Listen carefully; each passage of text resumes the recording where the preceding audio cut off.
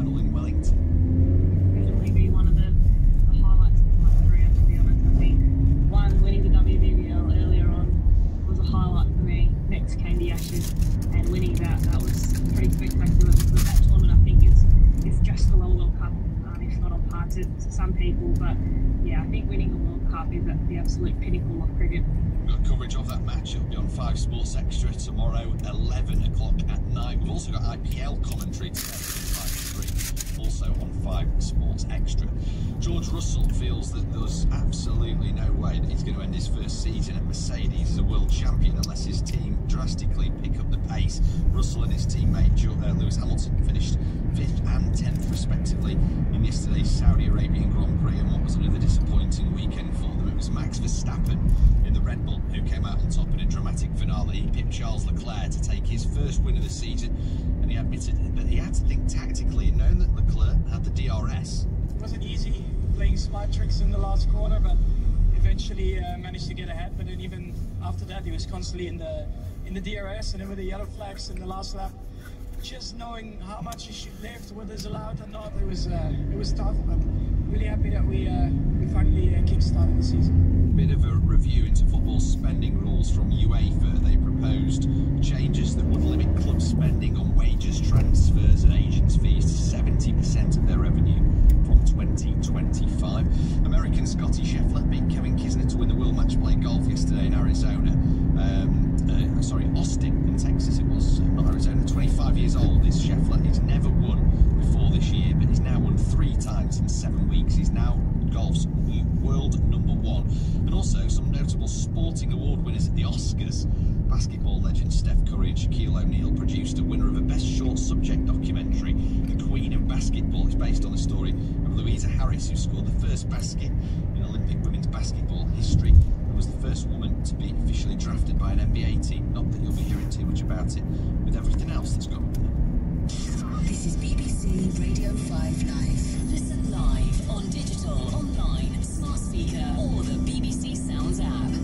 Hello there. Weather is certainly on the change as we go through our week ahead. We've had recent spring sunshine and warmth, but by the middle part of the week, it's going to be noticeably colder, with temperatures widely into low single figures. And yes, we will see some sleet and snow around. Today, however, we can split the country into 3. For Scotland and Northern Ireland, central and southern areas will see a good deal of sunshine. There's a little more in the way of cloud out to the north, and here just a touch cooler, so 7 degrees in the Northern Isles, 11 to 14 Celsius elsewhere. For the Isle of Man, for northern England, there's a lot of low cloud. It's thick enough for a spot of drizzle and a few scattered showers as we go through the day. Top temperatures 14 degrees. South of that, so for the rest of England and Wales, it looks likely that we'll continue to see some decent sunny spells and pleasantly warm out there. Highs of 15 to 17 Celsius. There will be a few scattered showers in the southwest by the end of the day. Please Lear, 5 Live Weather. He was a pioneer, a guy known simply as the greatest. On BBC Two. The Egyptian. It was really lovely. It was so cold on day 2, I went for a separate fleece for the second programme. It was so cold we had to drink beer just to keep warm. I seem to remember, because it was at the other end of the day. How was it being on in daylight on Times Radio? It's slightly mesmerising. The sunlight's slightly blind. And where do you do the show from? Because you do the show from Manchester every night. Yes, we're at the People's History Museum, which is kind of in the centre of town, quite near to Spinningfields, which is quite a cool part of town to socialising. And my show comes from about 2 miles behind you. Okay. So it does. You've got some Swish studios. Down at Media City. Oh, which is where was last Media Decamp. Yeah, so bang opposite the Lowry Theatre where I do the show from a small production company called Audio Operators, who is superb. And did you see right behind you, did you see the cobbles from the window? You can see the coronation. Yes, I saw the cobbles, and I went to the Blue Peter Garden. Did you? You didn't vandalise it, though. You know who's responsible for the Blue Peter Garden being there? No. Tim Lavelle, boss man Tim Lavelle. He was the editor of Blue Peter when they moved from London to Salford, and he moved the Blue Peter Garden. And he said, the garden conjure why not coming? Yeah, he was sending me pictures after you meeting Princess Anne. The funny thing is he's on a delay, isn't he? So yeah, he has delays.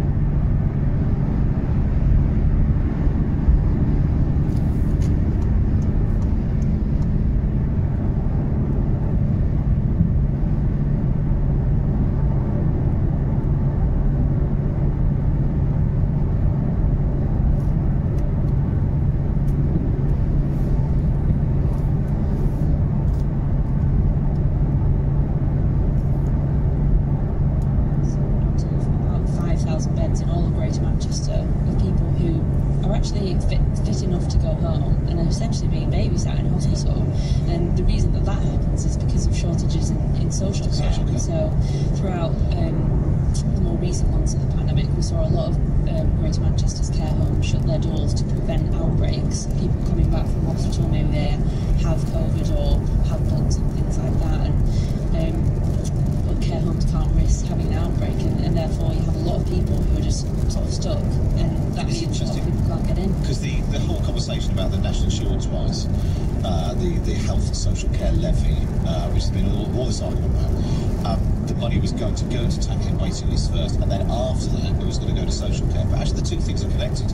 If you sorted out social care, that would help bring down the waiting list. Yeah. This distinction, this sort of wall that we put between the two doesn't make any sense. Yeah, it's also inextricably linked. I mean, you fundamentally need beds to have people in to even do their procedures, so those people who are on waiting lists will remain on the waiting waiting lists until there's sort of a release on some of the bed occupancy. I mean, bed occupancy at the moment in Greater Manchester is hovering at about above 90%, and a lot of our leaders say that to really get by, a hospital should be max 80%, so we're already 10% above that very high threshold, and so really there are questions to be answered about whether we're going to see a massive reduction in waiting lists for procedures. Yellow car. The Health Secretary has said that he is aiming for in the coming years, when actually there's really no space in hospitals to be had.